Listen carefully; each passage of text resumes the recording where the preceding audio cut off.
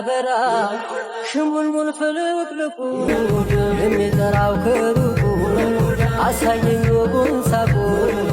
ምን ትላለች አያቴ? ችግር ብልሃትን ያስተምራል። ነገሩ እናንተ እንዳሰባችሁት አይደለም። አሻጥሩ ሌላ ነገር ነው። በዚህ ያክል ደረጃ ሴትን መምሰል ያስፈለገበት ትልቁ ምክንያት በዚህ ጊዜ ያለው ሁኔታ ነው። ነባራዊ ሁኔታው እንደ አየሩ መቀየር ያለ ነገር ነው። ሚሊሻና ወጣቶች ያሉበት ሁኔታ ሁኔታችንን ቀይሮታል። ወደን አይደለም ወደን አይደለንም። ኧረ ያሳፍራል። ህዝቡ የሚያሰኝ ጊዜ ከመታፈስ ይሻላል ብለን ነው። እውነት ከመታፈስ ይሻላል ብለን ሽቲ ነገር አለሽ እንደ ሐሳብ እንደ ሐሳብ ነው። ፋዘር ማታ ካርድ ግዛ ብሎ ልኮኝ በዛው እንደታፈስኩ ሲሰማ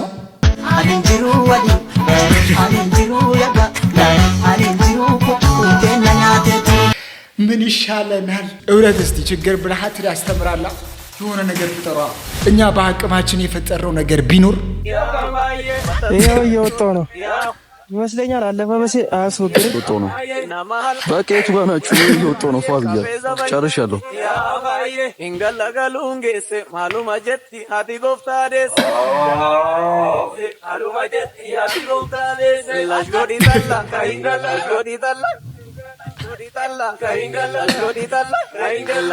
ታላ ግዴታ ወድነት አትበል። እንደዚህ አይነት ምግብ አንፈልግ። እኔ ቤት ውስጥ ሁላ ማለት ቤት ውስጥ ሁላ ስሰግድ ማለት ነው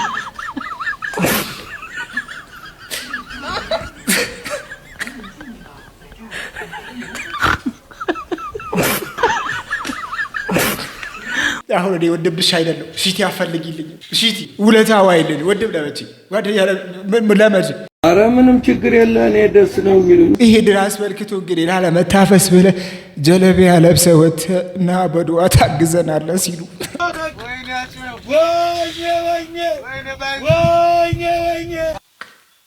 አሁን ምን ይሻላል ነው? አሁን ምን ይሻላል? አሁን ምን ይሻላል ነው? የሆነ ነገር የሆነ መንገድ የሆነ መላ መፍጠር አለብን። ወንዶቹ ተሰብስበው የሆነ ምክር ላይ ናቸው። አንዳንዶቹ ደግሞ የራሳቸውን ውሳኔ እየወሰኑ ያለበት ሁኔታ ይታያል።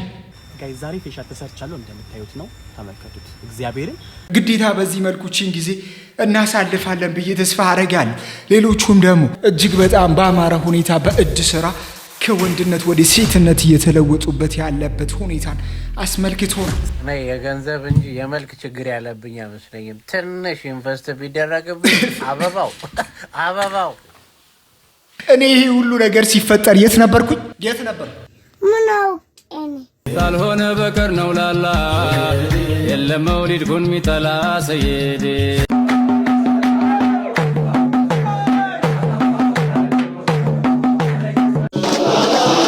ኖ ዌይ እንዳሰባችሁት አይደለም። እኔ ከ1500 በላይ ግመሎች እየታረዱ አትሂድ ካላ እኔ አልሰማችሁ። በኔ ከዚህ በሽሮ ልቃጠል እንደው እዚህ ሽሮ እየበላው አሁንም ሽሮ። ይሄ ሁሉ ግመል ሂዶ መችስ አንሳር ቁጭ ብለ ሽሮ ብላ ምትሩኝ ሰዎች የላችሁ። ካለሽ ጠላቴ ነሽ።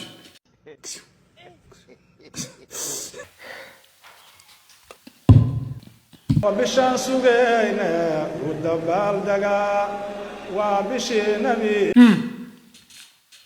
አንቺስ ሐሳብሽን አልቀየርሽም? ከኛ ጋር ትጂ ለምን ብዬ ሄዳለሁ? አትጂ ይቅር። አንተስ በራባችሁ ምንም ሊደረግ አይችልም። እዛው ከሽሯችሁ ጋር መቀማመል ትስራላችሁ።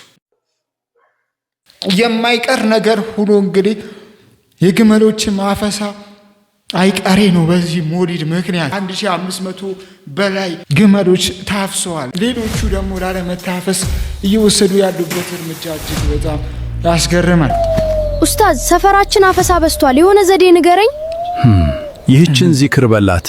በአላህ ፈቃድ ማንም አይነካህም። ቢስሚላህ ተወከልቱ ዐለላህ ወላ ሐውለ ወላ ቁወተ ኢላ ቢላህ። ይህችን ዚክር በላት። ቢስሚላህ ተወከልቱ ዐለላህ ወላ ሐውለ ወላ ቁወተ ኢላ ቢላህ። የዚህ ሰፈር አለቃ አድርገናል። ማንም ሰው ከረበሸ ንገረን። እሺ እና ለወንዶችም ይሰራል። ይሄ ወንዶችም እቺን ዚክር በመጠቀም ከብዙ ነገር መዳን እንደሚቻል ማስተማሪያ ነው። ነገር ግን ከመውሊድ አይቀርም ብለን በወሰንበት ሰዓት ላይ እጅግ በጣም አንድ አስደንጋጭ ነገር ተመልክተናል። ይሄ ነገር እንደ ሲሪየስ መወሰድ ያለበት ጉዳይ ነው። ብዙዎቹ እንደ ቀልድ ቢወስዱትም እኔ ጋር በጣም ከባድ ሆኖ አይቼዋለሁ።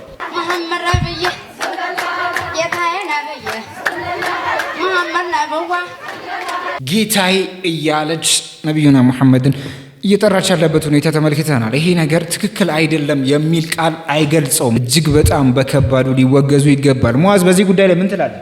አናመልካቸውም። እኛ ነቢዩ ዓለይሂ ሰላቱ ወሰላምን አናመልካቸውም። የሙዓዝ ምላሽ ይሄ ነበር። እናንተስ ምን ይመስላችኋል? በዚህ ጉዳይ ላይ ያሲን ኑሩም እጅግ በጣም ትልቅ ጭቅጭቅን እያነሱበት ያለበት ጉዳይ ነው። ወደ በኋላ ላይ እንመለከተዋለን። ሰላም አለይኩም ወራህመቱላሂ ወበረካቱ። እንዴት ናችሁ? አቃለሁ ጠፍቼ አቃለሁ። ምን ልቀጣ? እውነት እስቲ ምን ልቀጣ? እስቲ ንገሩኝ። የእናቴ ልጅ አብሽር። እውነት እኔ ከእናንተ ለመጥፋት ፈልጌ አይደለም። ለ19 ቀን ምናምን 19 ቀን ምናምን ተኛ ውሃ አልቀምስም፣ ምግብ አልቀምስም። እንደዚህ ነው እያሳለፍኩ የነበርኩት። በነገራችን ላይ በአዲስ አበባ ዙሪያ ያላችሁ ሰዎች እኔን ኮንታክት አድርጉኝ እፈልጋለሁ። ሲጀመር እኛ ቀልባችን የደረቀው ውዱ በሶስት ማድረግ ስናቆም ነው። በአንዳንድ አድርገን ሰላታችን ራሱ ጀሊሉ የሚከፈለው አይመስለኝም። እና ይህ አቡላላ ትእዛዝ ነው። ቆም በለ ሁልሽም ውዱ በሶስት አድርጊ እና አንተ ትሰግዳለህ ምናምን እንዳትሉ ሲጀመር ነው። ይጨንቀኛል፣ ዝም ብሎ ይጠበኛል፣ አልቻልኩም ምን እስካይሻይ በአንድ ግጥም አሁናዊ ወጣቶች ያሉበትን ሁኔታ ያሳያል። ጌታዬ እንደ ሰው አይደለም፣ በስሙ ይሽራል ህመሙን ቁስሉ። ይሄ ልጅ እጅግ በጣም ስማርት ነው የሚባል አይነት ሰው ነው። እጅግ በጣም ህፃን እንደሆነ ይነገራል። ልጁ በህፃንነት ወደ ንግድ ዓለሙ ተቀላቅሏል። ዛኪሮ መልካ ተቀበለው። ምሳ ምን ትፈልጋለህ? ድንች ከነገርከኝ ድንች ነው የምትበላው? ይሄ ስንት ነው? የያዘው ብር ስንት ነው? አንድ ላይ ይሄን ብር ቁጥሩን ከነገርከኝ ማለት ሰጣለሁ። ስንት ብር ነው? ይሄ ስንት ነው? ከዚህ ጋዝ አንድ ላይ ስንት ነው? አይደለም እሺ ከዚህ ጋዝ ከዚህ ጋዝ ከዚህ ጋዝ ከዚህ ጋዝ ከዚህ ጋዝ አንበሳ ከዚህ ጋዝ ከዚህ ጋዝ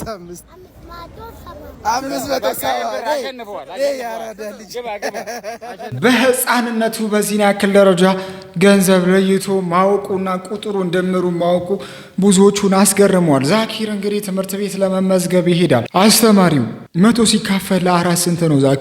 ዛኪር ለአንድ ራሱ አያዋጣም።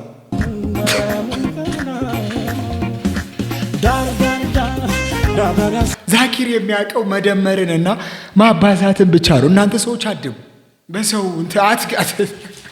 እኔ ምን አገባኝ? እንደዚህ አይነት ነገር ለኔ የምትነግረኝ ከኔ ህይወት ጋር ይገናኛል ወይ? ይሄ ምስኪን ህፃን ልጅ እጅግ በጣም የብዙ ሰዎችን ልብ የሚነካ ንግግርን በአንድ የመዝናኛ ቦታ ላይ ያወራል። ዛኪር ማን ጋር ነው የምትጫወተው? ማነች? ምን ታምራለች?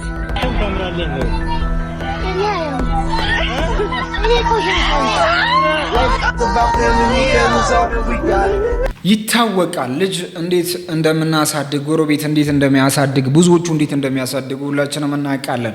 ልጅ በህፃንነቱ እየተነገረው እየሰማ ያደገውን ነገር ነው ብዙ ጊዜ የሚያንጸባርቀው። ይሄ ልጅ እንግዲህ ቆሻሻ እንደሆነና ብዙ ነገር እየተደረገበት እያደገ እንዳለ የሚያሳይ ነው። እኔ ቆሻሻ ነኝ፣ እሷ ናት የምታምረው የሚለውን ንግግር ከአፉ ሲወጣ ብዙዎቹ እያዘኑና ብዙዎቹ ይሄንን ልጅ በአስተዳደጉ እጅግ በጣም እያዘኑ ይገኛሉ። ነገር ግን አገር ሰላም ነው ብለን ወደ ቲክቶኩ ዓለም ገባን። ዩቲና ራቼ በጥሩ ሁኔታ እየሄዱ ነበር።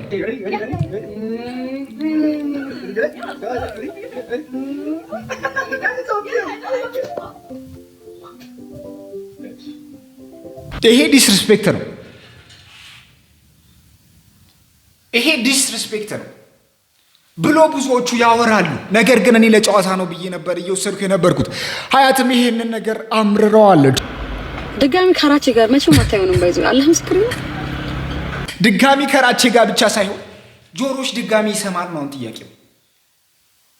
ጆሮሽ ሁላ ድጋሚ መስማቱን እኔ ጠራጠራል። ጀለስ ከመስጂድ ጫማ እየሰረቀ ቪዲዮ ስትቀርጸው ተወረብሽኝ አላህን ፍራ አላህን በበከምለክ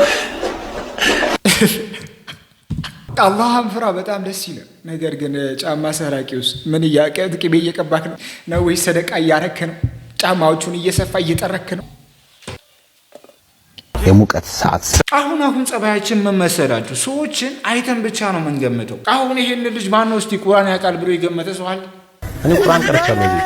ሰላሙ አለይኩም ወራህመቱላሂ ወበረካቱ ያከን አብዱ ያከን አስተኢን ነስራተ ሙስተቂም ይል አሊፍ ባታ ያል ሁሉንም አይቶ ያደገ ልጅ አስተዳደጉ ያሳው። እናንተ ግን በዚህ ወጣት ላይ ሙድ እያያዛችሁ ተመልክተ። በነገራችን ላይ ብዙ ነን ሙስሊም የሆኑ ሰዎች ቁርአንን አክትመው ሁላ እየተመለከትን ነው። የክርስቲያን ወንድማችን በቁርአን ውድድር አንደኛ መውጣቱ ብዙዎችን እያነጋገረ ይገኛል። ጉዳዩን ይበልጥ አነጋጋሪ ያደረገው ሽልማቱ የኡምራ ጉዞ መሆኑ ነው። እዚህ ላይ አረብ ኒውስ እንደዘገበው ከሆነ ክስተቱ ያጋጠመው በግብጽ ነው። ግለሰቡ ሚና ይባላል። የቁርአን ውድድር ያደረገበት አጋጣሚ በራሱ ሌላ አነጋጋሪ ጉዳይ ነው። ሚና በቁርአን ውድድሩ አሸናፊ የሆነው አንድ ሙና የምትባል የሱ ጎረቤት አለች። ሙና በአንድ ወቅት ወደ ቤቷ ሲሄድ የቁርአን ውድድር እየተወዳደረች ያገኛታል። ሙና ውድድሩ ለማሸነፍ እያደረገች ያለችው ጥረት ትኩረቱን ይስበዋል። እሱም ይሞክራል። ከሞከረ በኋላ የቁርአን ውድድሩን ያሸንፋል። የኡምራ ሽልማት ይበረከትለታል። ሚና ያሰበው ተሳካ። እሱ ክርስቲያን ስለሆነ ኡምራ ማድረግ አይችልም። በዚህም ምክንያት ይህንን የኡምራ ሽልማት ለሙና ይሰጣታል። ይህንን ሽልማት ለሷ ለመስጠት ሲል ቁርአን ውድድር እንዳደረገም ተናግሯል። ይህ አነጋጋሪ ክስተት በግብጽ የተለያዩ ማህበራዊ ትስስር ገጾች እየተዘገበ ይገኛል። እናንተ በዚህ ላይ ምን አስተያየት አላችሁ? በቻናሉ ላይ ቀጣይ የሚቀርቡትን መረጃዎች ለማግኘት ፎሎ ማድረጋችሁ እንዳትረሱ። አመሰግናለሁ። ወንድማችንን በዚህ ደረጃ ለመድረስ ጥቂት ጊዜያት ብቻ ነው የሚቀሩ። እናንተ ግን አናቱ መታችሁ ወደ ኋላ ተመለሱ። እንደፈለገ ቢሰባብ ምን ችግር አለ እንዴ? እየሰባበረ ነው አፉ የሚፈታው። ተው እንጂ ተው ያሳለፍነው አትርሱ። ተው ያሳለፍነውን አትርሱ። ነገሩ በጥሩ እየሄደ ነው። ሰርጉም ቀርቧል።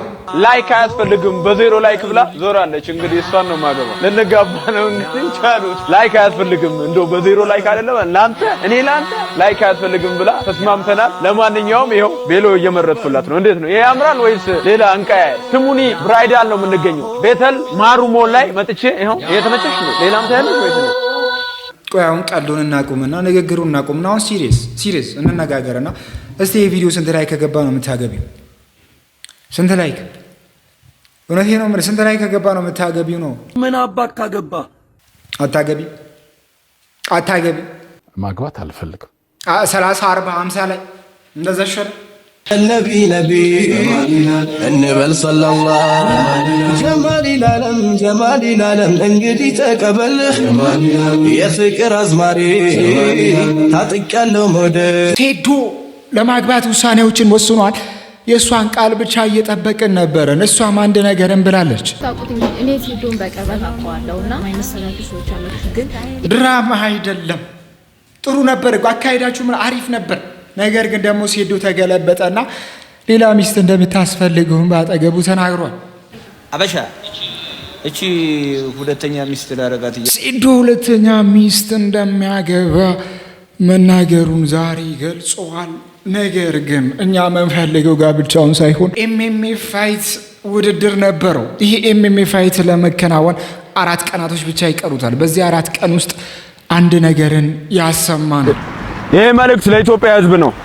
እኔ ውድድሩ የቀረው 4 ቀን ነው፣ ግን እኔ አልወዳደርም።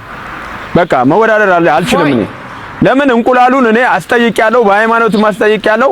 ሲህር ነው፣ ድግም ተሰርቶበታል፣ መተት ተሰርቶበታል ተብያለሁ። በእንደዚህ አይነት ነገር ደግሞ እኔ አልጫወትም። ስለዚህ ኢትዮጵያ ትኬት የገዛችሁ ለውድድሩን ስፖንሰር ያደረጋችሁ ምናምን እኔ አልጫወትም ማለት ነው። በድግም ሰርቶ ነው። ከዚህ በፊትም ንቃተ ህሊናን በእንቁላሉ ከመታው በኋላ ነው በቃ ልጁ ከዛ በኋላ የጀዘበው ማለት ነው። ስለዚህ እኔ ውድድር አልወዳደርም። ትኬት የገዛችሁም ሰዎች በቃ ወይም ሌላ ተደባዳቢ ከውጭ አምጡልኝ። ሐሙስ ሌላ ከመጣችሁልኝ እገባለሁ። ግን ከዚህ ሰውዬ ከመተታም ሰውዬ ጋር አልገባም። በቃ ከዚህ ከበቀሉ ጋር አልገባም። ይኸው ቲሸርታችሁን ውሰዱ። አልፈልግም። ቆይ ተረጋጋ። ቲሸርቱ የራሳችሁ ናችሁ፣ እናንተ ናችሁ አሳተማችሁ የሰጣችሁ፣ እኛ አይደለንም ቲሸርቱን ያሳተም። ተው እንጂ እንከባበር።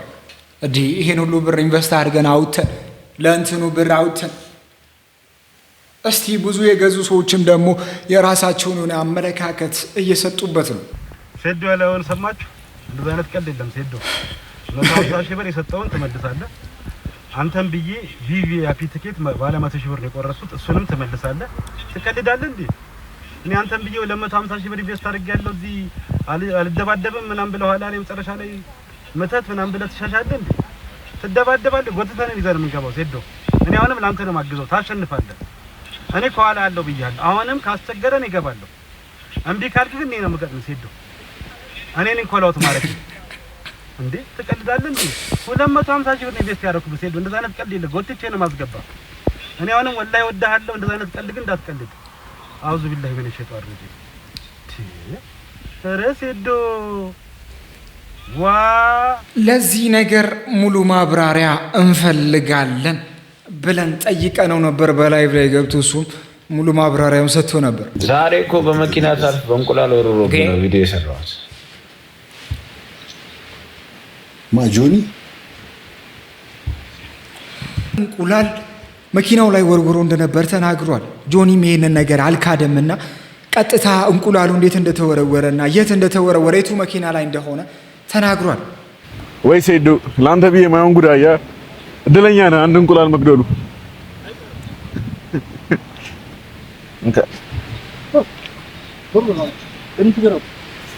No, መሬት ላይ ያለው ችግር የለውም። No, it's part of the environment.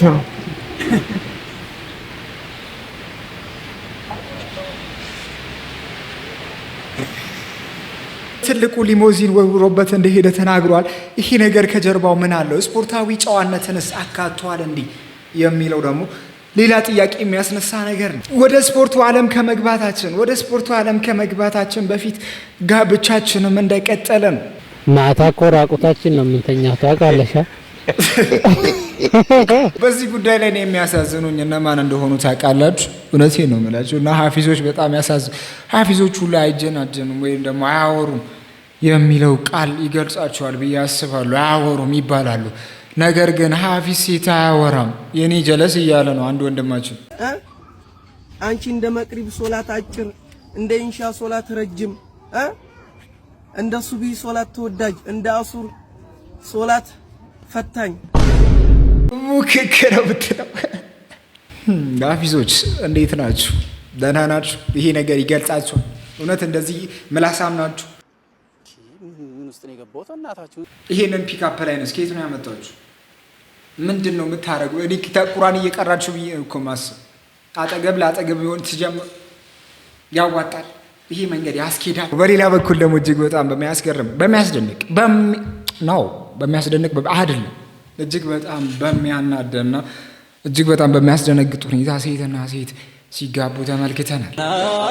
እቺ ልጅ ማናት የልብ ትርታ ከፍ ዝቅ ያለላት ባደቤት ተካነች የሞላት እርጋታ ከሩቅ ምታበራው እንደ ፀሐይ ፈክታ ሲያዩት የምትመስለው የጨረቃ መንታ ሲያዩት አልገባንም።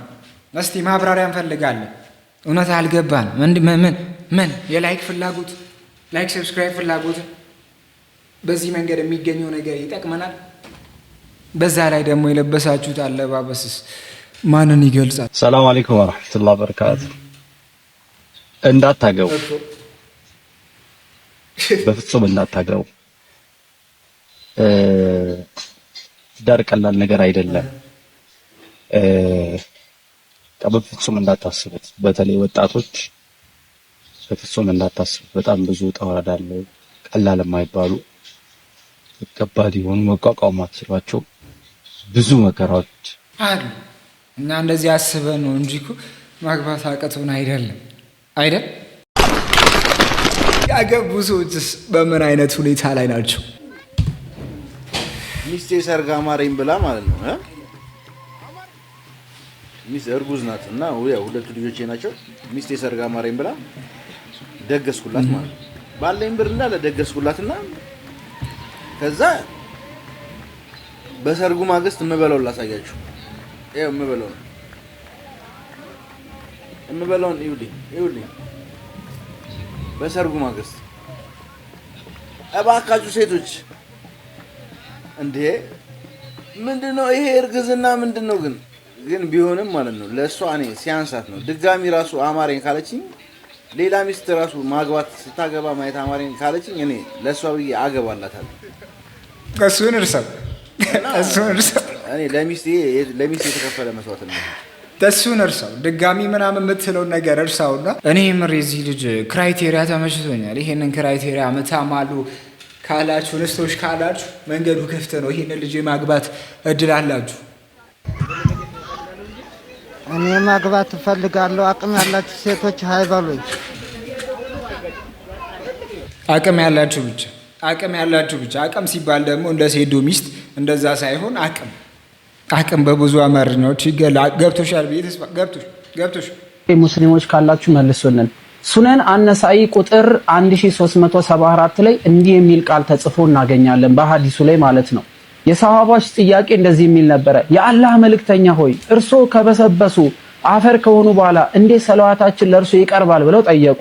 ነብዩም እንዲህ በማለት መለሰ ይለናል፣ ምድር የነቢያት አካል እንዳትበላ እንዳታበሰብስ እርም አድርጎባታል በማለት ተናግሮ ነበረ። ነቢያትን መሬት እንዳታበሳብስ እርም ነው ተብሏል። በፈረንጆች አቆጣጠር 1965 እንደ ሂጅራ አቆጣጠር 1385 ላይ ሳዑዲ አረቢያ የሸሂዶችን መቃብር ወደ ሌላ ቦታ እንደቀየሩ ታሪክ ያሳያል። ለዚህም ምክንያቱ እነዚህ መቃብሮች ያሉበትን አካባቢ ጎርፍ በማጥቃቱ ምክንያት ደህንነቱ ወደ ተጠበቀ ቦታ ለመውሰድ ሲባል በሰዓቱ የነበረው የሀገሪቷ መንግስት ዑለማዎችን ሰበሰበና ምን ይሻላል የሚል ሀሳብ አንስቶ ተማክሮ መቃብሮቹ ቦታ እንዲቀየሩ ተደረጉ። የዚህ ታሪክ ባለቤት እዛ ፕሮግራም ላይ ከተሳተፉ ከዑለማዎች መካከል አንዱ ሲሆን መቃብራቸውን ቦታ ከቀየርኳቸው ሰዎች መካከል የእስላም ጀግና ሐምዛ ይገኝበታል። ልክ መቃብሩን ከፍቼ ሲያየው ደሙ እንኳን አልቀዘቀዘም፣ ደስ የሚል ሽታ ነበር ያሸተትኩት ይላል ይሄ ግለሰብ። አስቡት፣ ሞቶ ከተቀበረ ብዙ መቶ ዓመታቶች እኮ አልፈዋል። ነገር ግን እንደ ትኩስ ጀናዛ ነበረ፣ ደሙ እንኳን አልቀዘቀዘም። ልክ ወደ ጀናዛው ሲጠጋ የማላቀውን አይነት ደስ የሚል ሽታ ነበር ያሸተትኩት አለ። ይሄ ለሸሂዶች ከሆነ የነቢያቶች ጉዳይ ከዛም ከፍ ያለ ነው ለማለት ያህል ነው። ሰላም አለይኩም ወራህመቱላሂ ወበረካቱ። ይሄ ነገር በእርግጥ ለምን በካሜራ ተቀርጾ ለዓለም አላሳዩትም?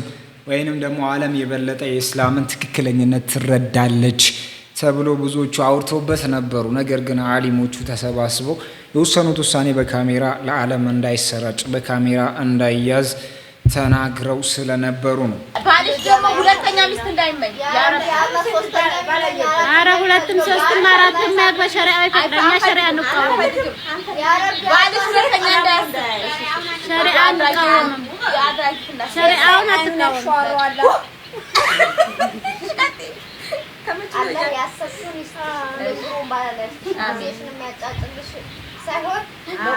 አዙ ከውሃ ውስጥ ይወጣና አፉን ከፍቶ ይቀመጣል። አፉን በከፈተበት ወቅት ላይ ደግሞ ጥቃቅን አፋት አፍ ውስጥ ገብቶ ይመገባሉ። ትላትሎችን ወይንም ደግሞ እዛ ውስጥ የቀሩ አንዳንድ ምግቦችን ይመገባሉ።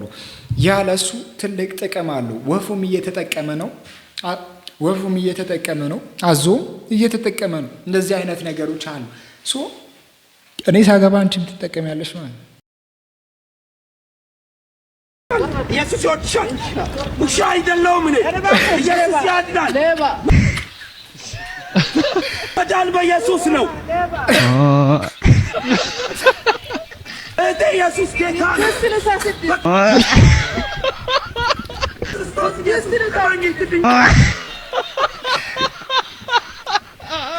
ዛሬ የገጠመን ይሄ ነገር ብቻ አይደለም። አንድ ኡስታዝ ላይም እንደዚህ ያለ ሲጮ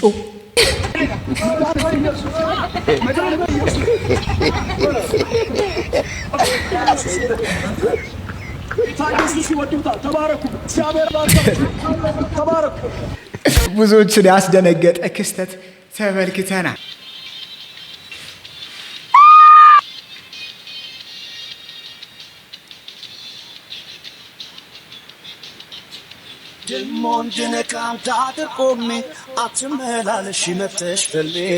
ነይ ተጠናቋል። ጨረስካት? የስ ጀግና። በል አምጣ ቦርሳውን። ማወቅ እችላለሁ ግን ምን አርጋሽ? አንተ ዝም በል። እንካ ይሆ አንተም የፈለግከውን ውሰድ። የስንት ዓመት ህልሜን አሳካው።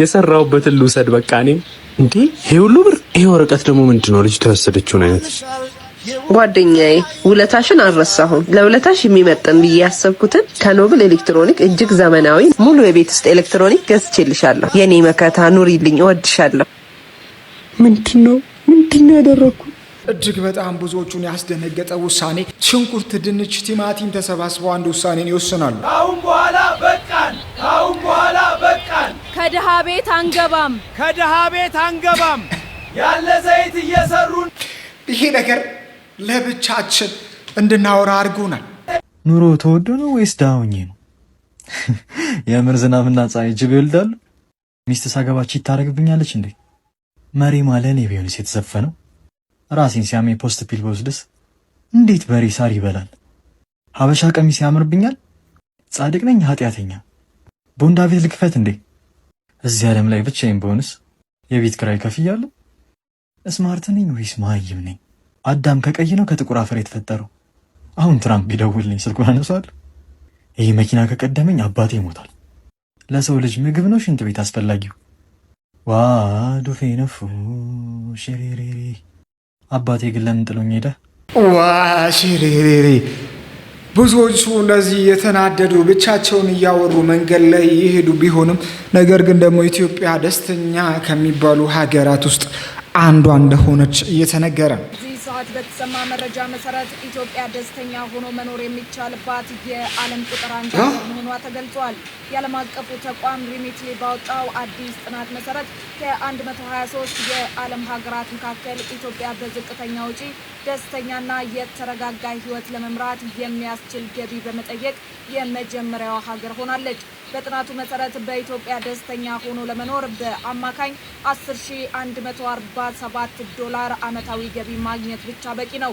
ናይጄሪያና ሩዋንዳ ደግሞ ከ$15,000 በታች በሆነ ገቢ ሁለተኛና ሶስተኛ ደረጃን ይዘዋል። በአንጻሩ በአፍሪካ ከፍተኛው የገንዘብ መጠን የተመዘገበው በግብጽ ሲሆን ደስተኛ ለመሆን በአመት $59,000 በላይ ይጠየቃልም ተብሏል።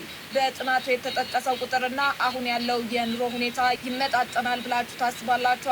በዚህ ጉዳይ ላይ እኛ ምንም አይነት ንግግር እናደርጋለን ብዬ አላስብም። ነገር ግን አንድ ብር መልስ ይሰጠናል። እኔ በኪሳችሁ በነበርኩ ጊዜ በአንድ ብር 4 እንጀራ ሲገዙ ነበር።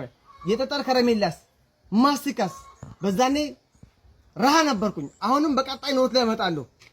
ቀጣይ አስታውሳችሁ ስንት ከረሜላ ገዝታችሁ ታውቃላችሁ? ስንት እንጀራ ገዝታችሁ ታውቃላችሁ? እስቲ እኔ በነበርኩበት ጊዜ ማለት ነው አንድ ብር ላይ እስቲ በኮሜንት ሴክሽን አሳውቁኝ። አመሰግናለሁ። ሳምንት ወጪያችን እንደነበር አስታውሳለሁ። እውነት ትምህርት ቤት ለመሄድ ሱሙኒ ብቻ ወይም ደግሞ 25 ሳንቲም በቂያችን ነበር። በረዶ ምናምን የምንጠፋበት ጀላቲ በረዶ አይባልም ጀላቲ የምንጠፋበት። ከሙስሊም ሴቶች የምትወደው ምናቸው ነው? እያንዳንዱ የሚጸልዩበትን ሰዓት ያሳልፍ ስነ ስርዓታቸው ነው አለባበሳቸው ነው ሂጃብ አጣማጣማቸው ስማ በቃ ማለት ንጽህናቸውን ጠብቃሉ። በዛው ላይ ሂጃባቸው ደስ ይላል። ስርዓት አላቸው። እንደኛ ሴቶች ሱሪያ ያረጉ ሲሰግዱ ፈጣሪያቸውን ሲያመሰግኑ እምነታቸው ጠንካራ ናቸው። መስጊድ ሲሄዱ ሲሰሩ ቁዋም ነው ሲቀሩ ሜዲካል እስልምና ጋር የሚል አለባበስ ለብሶ በጣም ነው ደስ የሚለው። ለሰው አክብሮታቸው ሂጃብ አጠቃቀማቸው እና በሃይማኖታቸው ቀልድ አያውቁም። ሙስሊም ሴቶች ሲያደርጉ ማየት የሚያስደስታችሁ ነገር ምንድነው? ከሙስሊም ሴቶች የምትቀኙ ሲያደርጉ የሚያስደስትሽ ነገር ምንድነው? ሂጃብ ሲያደርጉ በጣም ደስ ይለኛል። በጣም ከሚባለው በላይ ሂጃባቸው የሚጠመጥሙት ነገር ደስ ይላል። የሚሸፋፈኑት ነገር በጣም ደስ ይለኛል። በዚህ አጋጣሚ ወዳቸዋለሁ፣ አከብራቸዋለሁ። የሚሸፋፈኑት ነገር በጣም ነው ደስ ይለኛል። አለባበሳቸው በቃ ሴት ናቸውና በጣም ነው ደስ የሚለኝ እሱ ነገር። በተለይ ሴቶች እንደዚህ እያወሩ ለምንድን ነው መልበሱ ይከበዳቸው? እናንተ ግን እስልምና ያዋላላችሁን ነገር አትከፍሉት፣ ከፍላችሁ አትጨርሱ። ኢትዮጵያ እምነት ብሔራዊ ሃይማኖት ኦርቶዶክስ ነው መሆን ያለበት። የነበረውም ይሄ ነው፣ መቀጠል ያለበትም ይሄ ነው። የክርስቲያኖች ደሴት የሆነችዋ ኢትዮጵያ መሪዎቿ ኦርቶዶክሳውያን መሆን አለባቸው። ሚኒስቴሮች ሁሉም እነሱ መሆን አለባቸው። ኦርቶዶክስ ሃይማኖት ታሸንፋለች። ኦርቶዶክስ ለምሳሌ ከጥንት ጀምሮ ኢትዮጵያን ሲመራ የነበር ሙስሊሙም ሲመጣ ሌላውም ሲመጣ አትግባ አላለችም፣ ተቀብላ አስተናግደዋለች። አሁንም መጥቶ እኮ መኖር ይችላል፣ ግን ከቤተክርስቲያን ጋር በተጋዳሚ ወንበር እኩል ተቀምጦ ሊጠራ አይገባም። በኢትዮጵያ ማንኛውም እምነት እንደ እንግድነት መጥቶ ሊቀመጥ ይችላል። ከ130 ሚሊዮን ህዝብ በላይ ያለበት ሀገር ላይ አንድ ነገር ብቻ ብሎ ማውራቱ እጅግ በጣም ትልቅ ድፍረትን ይጠይቃል። በዚህ ሰዓት ቃል በቃል እንደዚህ ብሎ ሌላው አካል ቢያወራ ኑሮ ሌላ ጦርነት ነበር የሚያስነሳው። እነዚህ ሰዎች መርዛቸውን እየተፉ ነው። ይሄ ብቻ አልነበረም። እስኪ ይሄንን ነገር ተመልከቱት። ይሄ ነገር እየተደረገ ያለው በተለይ በሙስሊም ቢሆን ኖሮ ሙስሊም የመከላከያ ወይ ደግሞ የፖሊስ ልብስ ለብሶ እንዲህ አይነት ተግባር ቢፈጽም ኖሮ ምን እንደሚፈጠር ይታወቃል። እንኳን ይሄ አይደለም ዳር ሲወራ ራሱ ኮሽታ እንዳለባቸው እናውቃለን። እቺ ነገር ደግሞ ብትደረግ በሙስሊም ኡማ ምን እንደሚመጣ እናውቃለን። እያሸነፉ ነው። ጭብጨባ፣ ክብራትና ክብራ ለኢራናውያን ጭብጨባ። ይህ ጦርነት በይፋ ከተጠናቀቀ በኋላ ቴዲ ሐዋሳን የምትወዱ ተከታዮች በሙሉ ወደ ሺያ ሙስሊም እምነት እንከተላለን ብያቸዋለሁ። እኔ ቃሌን ጠብቄ ከዚህ በኋላ ስሜ ሊቀየር ይችላል። አይ ዶንት ኖ ማን እንደሚሉኝ አላውቅም። ሺያ ሙስሊም አንድ ነው። አንድነቱ ደግሞ እንዲበጠበጥ የሚፈልጉ አይሁዳውያን ናቸው። እነዚህ ያደረጉት ሴራ ታሪኩ እጅግ በጣም ረጅም ቢሆንም ብዙ ነገርን አድርጓሉ። ታሪክ ብዙ ነገር ያወራል። ነገር ግን በቃሉ መሰረት ወደ እስልምና እንደሚመጣ ተናግሯል። ክርክሩስ እንዴት ነበር? ቅበተ እምነት ላይ እስልምና ላይ መስራት ቀላል አይደለም ዘመዴ። መጽሐፋቸው ይገርምሃል ለቄስ ሁሉ አይሆንም። እኔ አሁን ማንበብ ጀምሬ ፈራሁኝ። በቃ አፈርኩኝ። እውነት ለመናገር በጣም አልነኩን ነበር ወይ ባልገጠሙን ነበር ገጥመ እስልምና ላይ ራሱን የቻለ ቅበተ እምነት ተቋም መሰራት ያለበት ነገር ነበር። እንደምታውቀው ጠቅላይ ቤተ ክህነት ድረስ ለመደወል ሞክሬ ነበር፣ ግን የኛም ቤት እንደምታውቀው ነው። ስለዚህ ከርቁ ያስፈራል። ነገር ግን የንጽጽር ፕሮግራም ላይ የሚሰሩ አንዳንድ ሰዎች እጅግ በጣም በሚያስጠላ መንገድ እየተወቃቀሱ ተመልክተናል። ኢብራሂም ሰርጉ ትክክል አልነበረም ብሎ የሚያወሩ ሰዎች አሉ። ኢብራሂም እንዴት ነው ሰርጉ ትክክል ያልነበረው? ወይንም ደግሞ ብሩ ኬት? ብዙ ነገሮች ይወራሉ። ይህንን ንግግር ትንሽ ላሰማችሁና ሞር ዲቴል ደግሞ ከፈለጋችሁ ሌላ ቪዲዮ ላይ ልንሰራ ይገባል እንጂ ሚስጥሩንም ለማውጣት አልፈለኩም። ማናችሁም ከማናችንም አትበልጡም። እሺ አንዳችሁ ከኛ ምንም የምትሻሉት ነገር የለም ከተባለ ማለት ነው። ምንም የምትበልጡበትም የምትሻሉበትም አንድ ነገር የለም። የምትሰሙ ከሆነ የዋሻችሁትን የቀጠፋችሁትን ጀዛኩሙላህ ኸይር አላህ ይባርክ ፊኩም አላህ ዘንድ ከመልካም ስራችሁን እንድወስድና ከኔ ወንጀል እንድትሸከሙ አላህ ተባረከ ወተዓላ ፊት ጠይቃችኋለሁ። ወላሂ ወቢላሂ ወተላሂ ሐረም ላይ ያደረኩት ዱዓ ነው። አላህ ይቀበልኝ። እኔ በዚህ አይነት ሁኔታ ሁኜ ተናግሬ አላውቅም። ሙሉ በሙሉ ደግሞ በእኔ ላይ እንደተቀጠፈም አውቃለሁ። ጭራሽ ከተማሪዎቼ ጋር ጭራሽ ተማሪዎችህ እነሱ ናቸው። ያው ይዝጉት ችግር የለውም። ይሄ ነገር በብዙ መንገድ የተወራበት ነው። አንዳንድ መረጃዎች እንደደረሱኝ ከሆነ ከኢብራሂም ጋር እንደሆነ ይነገራል። ካርሎስ የሹቱ ኪንግ ተብሎ የሚጠራው እስልምናን መቀላቀሉ ተነግሮ ነበር። ሮቤርቶ ካርሎስ እስልምናን ተቀበለ። የቀድሞ የብራዚል ብሔራዊ ቡድን ተጫዋች የቱርክ ፖለቲከኛ አሊ ሻሂን በብራዚል ከሚኖሩ ሙስሊም ማህበረሰብ ተወካይ ሼክ ጂሃድ ሐምዳ በተገኘ መረጃ መሰረት የቀድሞ የብራዚል ብሔራዊ ቡድንና የሪያል ማድሪድ ኮከብ ሮቤርቶ ካርሎስ እስልምናን መቀበሉን አስታውቋል። ይሄ ነገር በጋዜጠኞች ደረጃ መወራቱ ብዙዎች ጋር ደርሷል ብዬ አስቤ ነው። ነገሩ ግን በቀላሉ እስልምና ትልቅ ክብር እንዳለውና ሃይማኖቱን እንደሚያከብር ብቻ ነው የተናገረው። ለእስልምና ከፍተኛ ክብር አለኝ፣ ነገር ግን ሃይማኖቴን አልቀየርኩም ሲል ብራዚላዊው የቀድሞ የሪያል ማድሪድ እንዲሁም ደግሞ የብራዚል ብሔራዊ ቡድን ኮከብ የሆነው ሮቤርቶ ካርሎስ ከወሬው ከተዘዋወረ በኋላ ማለት ነው አስተያየቱን ሰጥቷል። እንደሚታወቀው ከሰሞኑን ሮቤርቶ ካርሎስ የሞሮኮ ዜግነት ያላትን ስዋሂሊ የተባለችው ሴት ጋር ማለት ነው ጋብቻውን ከፈጸመ በኋላ እስልምናን ተቀብሏል የሚሉት ዜናዎች በስፋት ሲዘዋወሩ ነበር። እንዲሁም ደግሞ ታማኝነት ያላቸው የዜና ምንጮች ሳይቀር እንግዲህ ሲያዘዋውሩት እንደነበረ የሚታወቅ ቢሆንም ሮቤርቶ ግን ጋብቻውን ከፈጸመ በኋላ የእስልምና ሃይማኖትን አልተቀበለም አልተቀበልኩም፣ ነገር ግን ለእምነቱ ከፍተኛ የሆነ ክብር አለኝ ሲል ለሳውዲ ጋዜጣ ለሆነው ለኦካዝ ጋዜጣ የሆነ መግለጫ ሰጥቷል። ይህም ነገር በርካቶችንም እያነጋገረ ነው የሚገኘው። በመጨረሻም ግን ሮቤርቶ ካርሎስ ለእስልምና ከፍተኛ የሆነ ክብር እንዳለው ተናግሮ ሃይማኖቱን እንዳልቀየረ ተናግሯል። በዚህ ጉዳይ ላይ ሀሳብ ካላችሁ ኮሜንት ያጋሩኝ። በሌሎች መረጃዎች ግን ተናግሯል።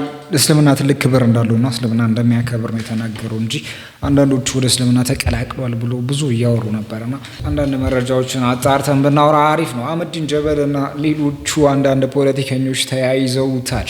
እነዛ አንድ ነገርን ብቻ የሚያስቡ ማለትም አህመዲን ጀበል ጥሩ ሰው ትመስለኛለህ፣ ግን አንዳንዴ በቃ የሆነ ሸፋፋ አስተሳሰብ አለ። ለአላህ ምስጋና ይሁን ይህንን ምክክር ኮሚሽን ላሳካው ሁሉንም በፍትሃዊነት በእኩልነት ያስተባበረው ድንቃድንቁ ምክክር ኮሚሽን ምናምን እያለ ነውና እኔ ፖለቲከኞች ይበሉ ችግር የለም። ፖለቲከኛ ስትሆን አንዳንድ ነገሮችን ቀባብተህ የምታልፈው የምትዋሻቸው ነገሮች that's ኖርማል፣ የትኛው ዓለም ፖለቲካ ላይ ያለ ነው። ግን አንተ የሃይማኖት ሰው ነኝ ብለህ ይህ ምክክር ኮሚሽን የኢትዮጵያ ሕዝብ በትክክል ተወክሎበት የኢትዮጵያ ሕዝብ ጥያቄ ተነስቶ መፍትሄ አግኝቷል ብለህ ታስባለህ? አንተ አሁን በአላህ ታምናለህ? እውነት ሃይማኖት አለ? ፍትሃዊ ነው? በእኩልነት ሁሉንም ያሳተፈ ነው? ሰጣ ገባ ውስጥ በዚህ ጉዳይ መግባት የለብንም። ፖለቲከኛ ጋር ነው ሰጣ ገባ ውስጥ መግባት ያለብን እንጂ ሃይማኖት መሪ ጋርማ እውነቷንና ውሸቷን ነጭ ጥቁር አድርገን መነጋገር ነው ያለብን።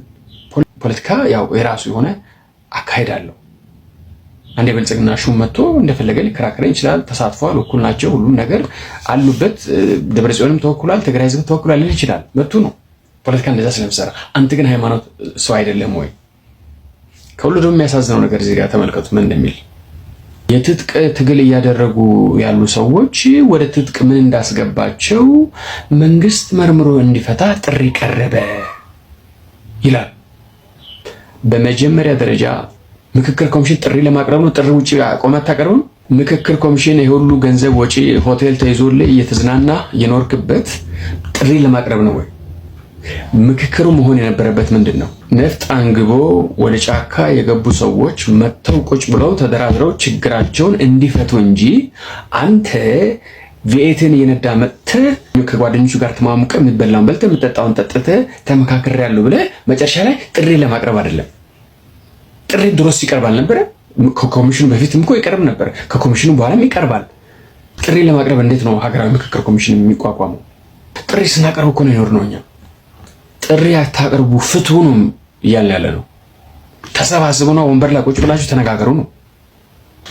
የሰው ሃይማኖት የለውም። የሆነ ታሪክን ስለሚያውቅ አንዳንድ ቦታዎች ላይ ሳይፈራ መወያየት ስለሚፈልግ እንደዚህ አይነት የሆነ ጠንካራ አድርጌ ወስደዋለሁ። እንደ ሌሎች ዝም ብሎ ሲሳደቡ እንደሚሉት አይነት ሰው አይደለም። ስሙ የጠፋ ሰው አድርጌ ነው የምወስደው የነበረው። የመጨረሻ ደባሪ ካድሬ ነው። በንዴት የሚያወሩትን ሁላ አያውቁም።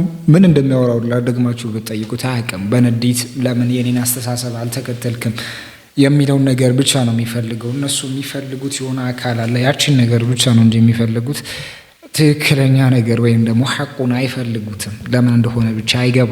መውሊድ እናከብራለን የምትሉ ሰዎች ሲራቸውን ብቻ እያከበራችሁ አድርጉት። እናወግዛለንም የምንል ሰዎች ቀኑን እንዳንጸየፈው እንጠንቀቅ። የፈንጅ ቀጠና ነው ይሄ።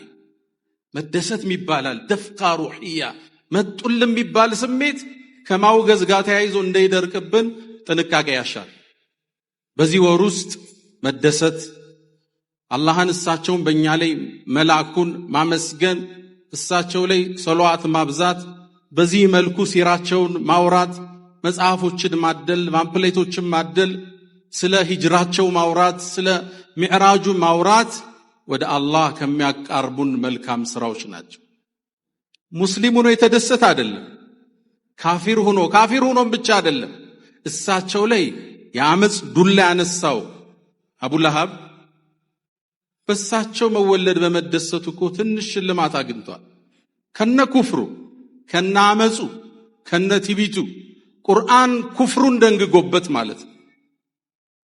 ከማ عند البخاري معلقا ቡኻሪ እንዳስተላለፉት ነብዩ አለይሂ ሰላቱ ወሰላም ሰለላሁ ዐላ ረሱልላህ ልክ ሲወለዱ አጎታቸው ሰማ። የአባታቸው ወንድም ነው የአብዱላህ መሐመድ የሚባል ልጅ ተወለደለት ተባለ። መጣ። ያበሰረችው ባሪያ ነች፣ ስወይባህ ትባላለች። ከመደሰቱ የተነሳ ነፃ ወጣት። ይሄ ነፃ ማለቱ ግን ጠቀመው። እዛው ቡኻሪ ሙዓለቅ አድርጎ እንዳወራው አባስ የሱ ወንድም በህልሙ አየው።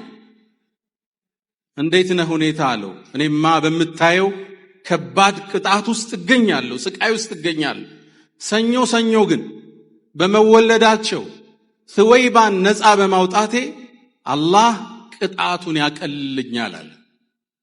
ልብ ብላችኋል? ከነ ኩፍሩ ከነ ጥመቱ ተበት የዳ አቢ ለሃብን ወተብ። እኛስ ሙእሚኖቹ ወደናቸው የኖርነው ሱናቸው ላይ ጸና ነው መስመራቸው ላይ የተገኘ ነው። ሽልማታችን ምን ይሆን?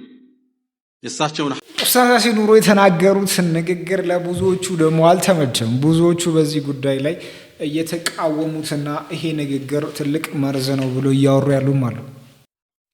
አሁን ያሲን ኑሩ እዚህ እየተናገረ ያለው እናንተ መውሊድ የምታከብሩት ሰዎች አለ። አሁን ፍቃድ ነው፣ ፍቃድ ፈትዋ እየሰጣቸው ነው ያለው። መውሊድን ስታከብሩ ሴራቸውን እያነበባችሁ ብቻ አክብሩት አለ። ሱብሃንአላህ። እናንተ ደግሞ መውሊድ አናከብርም ብላችሁ የምትሉት አጂብ። እኛም ሴራቸውን እያነበብን እንድናከብር ወደዛው እየጠራ ነው። አህባሾቹ ሴራቸውን የነብዩ ሰለላሁ ዐለይሂ ወሰለም ሴራ እያነበቡ ካከበሩ እናንተም ደግሞ የነብዩ ሰለላሁ ዐለይሂ ወሰለም ሴራ ኪታብ እያደላችሁ መጽሐፍ እያደላችሁ ያንን ካከበራችሁ አመቱን ምንድነው ልዩነቱ? ማን ነው እንደዚህ ያለ አስተምሩት ያስተማራችሁ? አመት ጠብቃችሁ ስለ ነብዩ ሰለላሁ ዐለይሂ ወሰለም ተደሰቱ የሚል ይሄን እኮ ነው እየተቃወምን ያለነው።